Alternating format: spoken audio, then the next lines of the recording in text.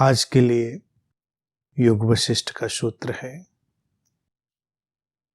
He who is free from the knots of desires and whose doubts have been set at rest is liberated even when he is in the body. Although he may seem to be bound, he is free. सूत्र कहता है कि वो जिसने अपनी इच्छाओं की गांठों को खोल दिया है और अपने सारे संशयों को समाप्त कर दिया है, वो जीवन मुक्त है। उसी को हम जीवन मुक्त कहते हैं। हालांकि देखने वालों को वो बंधन में लग सकता है, लेकिन वो मुक्त होता है।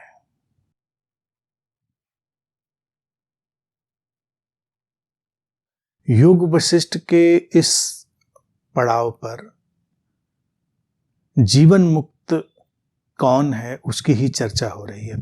पिछले जो सूत्र गए उनमें भी हमने वही चर्चा की, और आज का सूत्र और आगे आने वाले सूत्र उनमें भी वही बात अलग अलग कोणों से, अलग अलग दिशाओं से। कौन है जीवन मुक्त?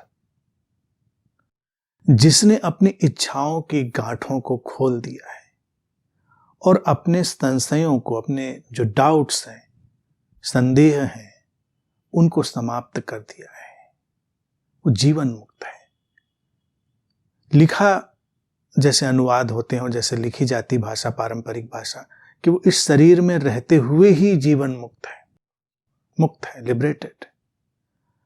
तो इस शरीर में रहते हुए नहीं होगा तो कब होगा? मरने के बाद। मरने के बाद मुक्त हुआ, बंधन में गया।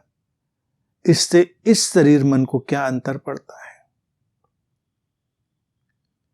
ये शरीर मन तो इसी जीवन से सरोकार रखता है। तो सूत्र का सीधा सा अनुवाद यही है कि वो जीवन मुक्त है। इच्छाओं की गांठों को खोल देना, इस चीज को भी हमें देख लेना होगा। इच्छाएं गांठों की तरह होती, ग्रंथियों की तरह, नॉट्स की तरह हमको बांध लेती हैं। हम बंधते चले जाते हैं और फिर वही जो इच्छाओं की गांठें हैं, जो नॉट्स हैं, ग्रंथियां हैं, वो हमारे मनोविकारों में बदल जाती हैं। हमारे मन की जो ग्रंथियां हैं, गांठें हैं, वो हमारी उन इच्छाओं में बन गई गांठों का ही एक परिणाम है, रिजल्ट है, प्रतिफलन है, निष्पत्ति है। उसका जो अंतिम स्वरूप है वो है।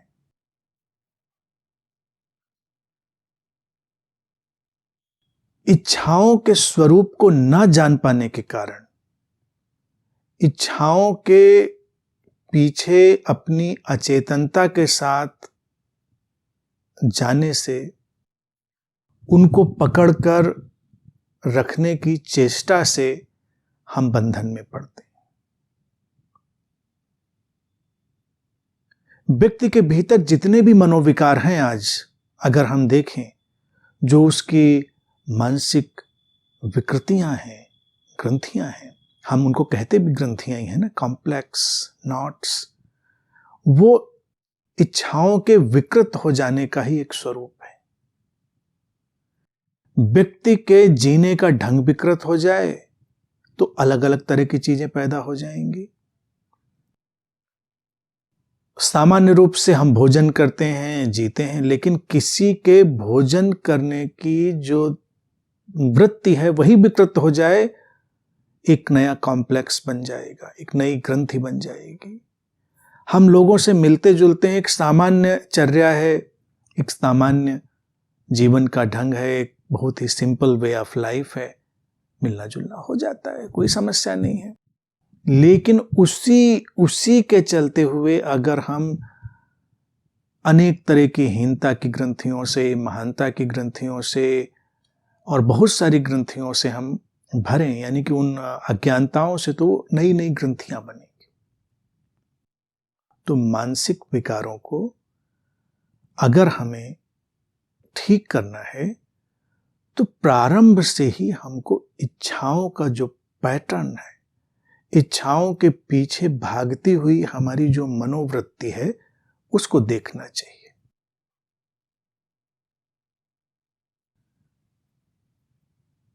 तीर्थंकर महावीर को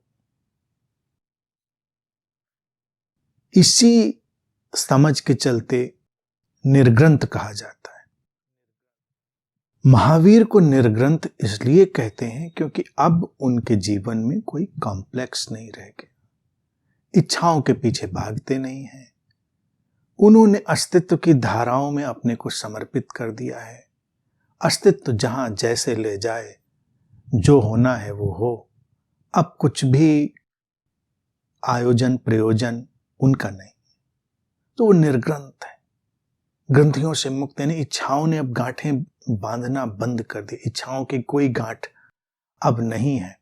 और उसके साथ ही दूसरी बात आती है, जब कोई व्यक्ति इच्छाओं की गांठों से मुक्त होता है तो उसके जो संशय हैं वो समाप्त होते हैं, डाउट्स। हर इच्छा ही तो अपने पीछे एक संशय लेकर आती है, एक डाउट लेकर आती है। ये होगा कि नहीं होगा, ऐसा होगा कि नहीं होगा, ये पूरा होगा कि नहीं होगा।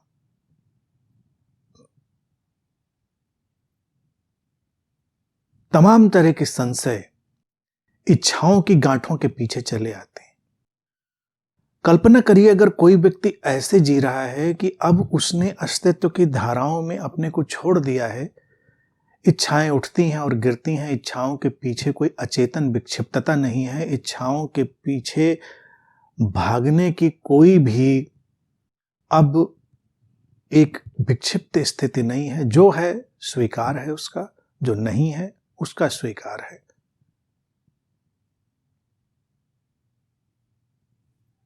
संशय का फिर कोई मतलब ही नहीं रह जाता। मित्र को मित्र होना था तो मित्र हुआ, शत्रु को शत्रु होना था तो शत्रु हुआ। अस्तित्व ने जैसा इस क्षण में जो रचा, जो कार्य व्यापार उस समग्रता से घटा घटा। स्वास्थ्य आया तो बीमारी आई, तो अच्छा हुआ तो बुरा हुआ, तो जो हुआ सो हुआ। तो किस बात में डाउट करना? संशय के पीछे, इच्छाओं के पीछे भागती हुई विक्षिप्त मनोवृत्ति ही होती है जो व्यक्ति संशय करता है। ये व्यक्ति सही है या गलत है? हम क्यों ये संशय करना चाहते हैं? क्योंकि हम उस व्यक्ति से कुछ पाना चाहते हैं, हम उसके साथ कुछ ऐसा प्रयोजन सिद्ध करना चाहते हैं जो हमने अपने मन में रचा है। तो इसलिए संशय की एक लकीर खींची जाएगी हमारे अंतर्मन के द्वारा। लेकिन अगर हमें किसी से कुछ पाना नहीं, कुछ लेना देना नहीं, हम जानते हैं अस्तित्व में ऐसा जैसा होना है वैसा ही होगा। समग्रता में जैसे तीर्थंकर महावीर ने अपने को छोड़ दिया, वैसे अगर हमने भी छोड़ दिया, निर्ग्रंथ हो गए हम, संशय की कोई बात नहीं। जो चेहरा सामने होगा उसका व्यवहार हमारे अंदर से आ जाएगा, समस्या नहीं कोई। बारिश हुई, छाता खोल लिया, बारिश नहीं हुई, छाता बंद करके रख दिया। धूल भरी आंधी आई, खिड़कियां बंद कर दी, आंधी नहीं आई, खिड़कियां खोल दी। वही व्यक्ति जो अभी खड़ा था बड़ा भला मानुस बनके, उसने पत्थर उठाकर हमारे ऊपर आक्रमण करने की कोशिश की तो हमने प्रतिरक्षा करी। नहीं करने का मन था, सिर फुड़वाने का मन था तो फुड़वा लिया। नहीं सिर फुड़वाने का मन था तो हमने प्रतिरक्षा करी। हमने ये तय नहीं किया कि ये व्यक्ति सही था कि गलत था, ये अच्छा था बुरा था। इस क्षण जैसा था वैसा रिस्पॉन्स, वैसा प्रत्युत्तर हमारे पूरे होने से, हमारे टोटल बीइंग से आया, बात समाप्त हो गई। कोई संशय नहीं, संशय की कोई आवश्यकता नहीं।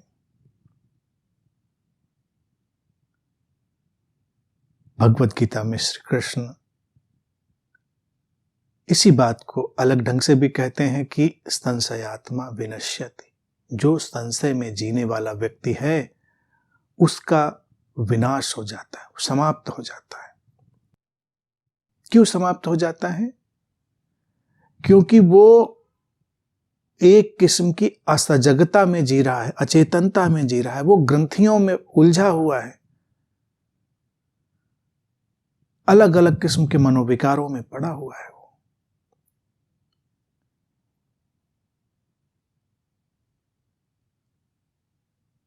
संशय हमारे चित्त में एक ऐसे धुएं की तरह आते हैं कि सब धुंधला हो जाता है, हम जीवन को ठीक से नहीं देख पाते। सूत्र कहता है कि ऐसे जीवन मुक्त व्यक्ति ने संशयों को विश्राम दे दिया, समाप्त कर दिया। कोई अब संशय नहीं है। जीवन के अगर समग्र स्वीकार में जिए, टोटल एक्सेप्टेंस में, तो फिर डाउट्स कहाँ रह जाते हैं, संशय कहाँ रह जाते हैं? प्रत्युत्तर होता है, सहज प्रत्युत्तर होता है, स्पॉन्टेनियस रिस्पॉन्स होता है। संशय की आवश्यकता नहीं होती। हम अगर भोजन भी पका रहे हैं और हम देखते हैं कि पका है कि अभी नहीं पका है, तो ये संशय नहीं है, ये प्रक्रिया का हिस्सा है। लेकिन पका हुआ भोजन भी हमारे सामने रखा हो और हम निरंतर जूझ रहे हो उसमें कि ठीक से पका है कि नहीं पका है, खाने के बाद सब काम ठीक करेगा कि नहीं करेगा, सब कार्ब, प्रोटीन, फैट सब अलग अलग हो जाएगा कि नहीं हो जाएगा, कहीं ऐसा तो नहीं हो आज हम खाएं और कुछ अलग ही कहानी हो जाए, या कहीं कुछ ऐसा तो नहीं कि ज़्यादा इस तरह से खाना चाहिए था और हम खा उस तरह से गए। आजकल हम लोग जैसे डाइट में भी उलझे रहते हैं ना, ये जो विटामिन है, ये मिनरल हैं, ये जो कैलोरीज हैं, एक बड़ा कैलकुलेशन। सामने भोजन हो तो आनंद के बजाय, उसके जॉय के बजाय व्यक्ति के भीतर पहली प्रतिक्रिया संशय और तनाव की आती है। बाप रे, इतनी कैलोरी, इतना फैट, इतनी शुगर, खाना है तो खाओ, नहीं खाना, एक उदाहरण देके समझे, खाना है खाइए, नहीं खाना मत खाइए, वो तो आपके विवेक से आपने तय ही कर लिया ना। लेकिन हम तनाव और संशय में क्यों पड़ते? अगर हमारी स्पष्टता है तो हम कोई बात ही नहीं उठाते, हम ये मुद्दा ही नहीं उठाते, हमको जो करना है हम करते हैं, बात खत्म। एक स्पॉन्टेनियस एक्शन होता है, एक सहज क्रिया होती है व्यक्ति के भीतर। संशयों में नहीं उलझा रहता, ऐसा होता तो कैसा होता, ये वाली बातें नहीं है। विशुद्ध वर्तमान में पूरी सचेतनता से उठी हुई जीवंतता की एक सहज धारा, ये जीवन मुक्त व्यक्ति के लक्षण है। अब सूत्र में एक और बात जोड़ दी जो कि सामाजिक परिप्रेक्ष्य के लिए है, कि जो लोग बाहर से देखेंगे ऐसे जीवन मुक्त व्यक्ति को, ये तो उसकी अंतर अवस्था हो गई, इनर स्टेट हो गई। लेकिन जो लोग बाहर से देखेंगे उनको वो बंधनों में लग सकता है, लेकिन वो होता नहीं है, होता नहीं है। यही तो कुशलता है उसकी। क्योंकि अगर हम बाहर से देखेंगे तो वो भी वही काम करते हुए दिखेगा, वही जीवन जीते हुए दिखेगा, वैसे ही खाते पीते सोते उठते लोगों से बात करते, सब कुछ वैसा ही दिखेगा बाहर से। लेकिन हम उसकी आंतरिक अवस्था तो नहीं जानते, वो इनर स्टेट तो हम नहीं जानते। अब इनर स्टेट हम नहीं जानते तो यहां पर उसकी क्या प्रतिक्रिया होगी? जो जीवन मुक्त हो गया है जागृत, वो बाहर से आई हुई किसी भी प्रतिक्रिया, व्याख्या, विश्लेषण की परवाह ही नहीं करता। जैसे इससे जो पहले का सूत्र आया था उसमें बात जो आई उसी का सिरा जोड़कर यहां पर आ गया। पहले कहा कि वो लाइक्स डिसलाइक्स से परे है, पसंद नापसंद, निंदा प्रशंसा, इन सब से परे हट गया है वो व्यक्ति। वही जीवन मुक्त है जो इन सब से परे हट गया है।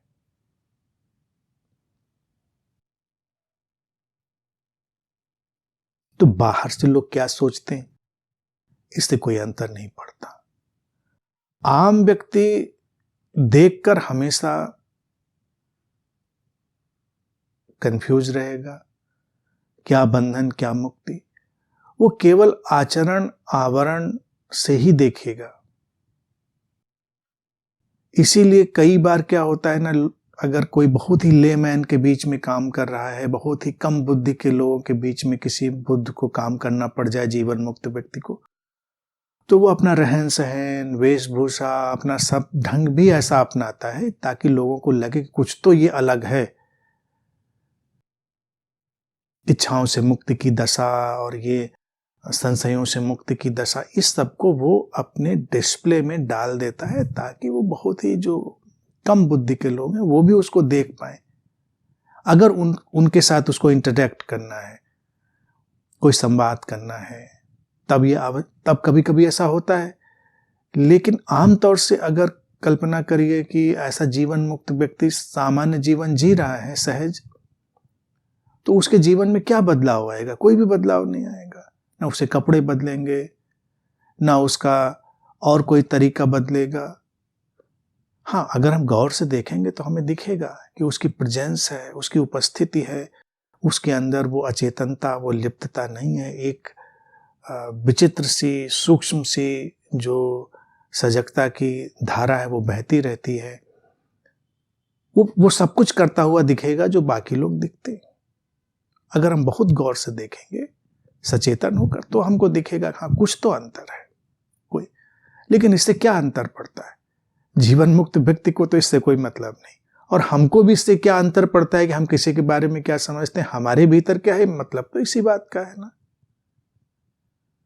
तो बंधनों में पड़ा हुआ वो दिख सकता है लेकिन होता नहीं है। क्षण प्रति क्षण जीता हुआ, बहता हुआ, मुक्त होता हुआ वो आगे चला जाता है, जैसे एक बहती हुई सरिता बह रही है,